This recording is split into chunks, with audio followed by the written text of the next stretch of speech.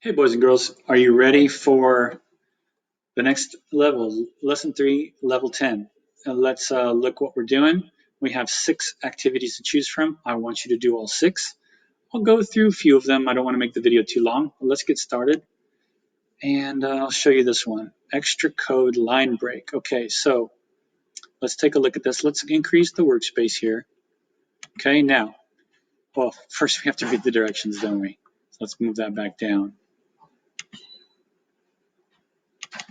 Okay. That's really annoying the way it does that, isn't it? Okay, let's go up here. It says read the HTML, look for where the line break code is used to separate lines in the poem.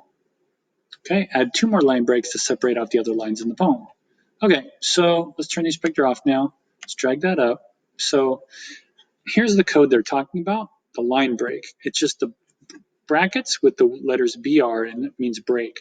So all it does is create a new line. So that's if you don't want to create a paragraph. A paragraph would be a block of text with white space above and below it. A break just is like hitting return when you're typing. It hits return, it goes to the next line. It doesn't leave any white space in between, just makes a new line. Okay, so sometimes you want this option. All right, so let's see. You can see that what we're looking at, we have break tags at the end of line 7 and at the end of line 8 right here, but we don't have one at the end of line 9, so go ahead and add that in. And we don't have one at the end of line 10, so add that in. There. Now every line of the poem is on its own line, okay? The poem, one line at a time. Let's go on to the next one.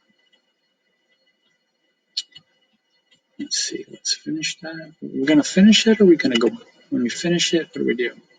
Let's see, does it put us back there? Does it put us on lesson 4? No, okay. So see now A has turned green, right? Now what I'm going to want to do, my screenshot, I'm going to want to take a screenshot of this. Once all A, B, C, and D, and E, and F turn green, it shows that I did them. That's what I'm going to want to take a screenshot of. So let's go to B. Check this out. Okay, now let's look at this. Read the HTML code and look for the HR, where it's used to add a horizontal line, which is pretty cool, right?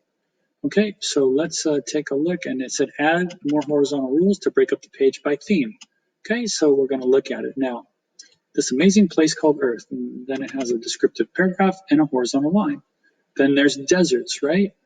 Then there's grasslands, then there's ocean. So we want a horizontal rule. That's what the HR means. You think HL for horizontal line, but it's HR for horizontal rule. That's what the code stands for. So we want to put one right after where it says some species, right?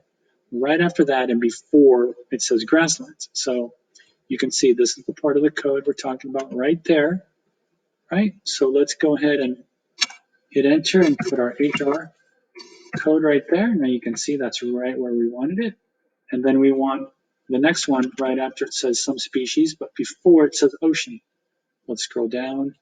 So there's some species and there's ocean. So we want it in between that. So look where I put the cursor, right there. I hit enter, and then I put my code in the horizontal rule. And you can see now what it looks like.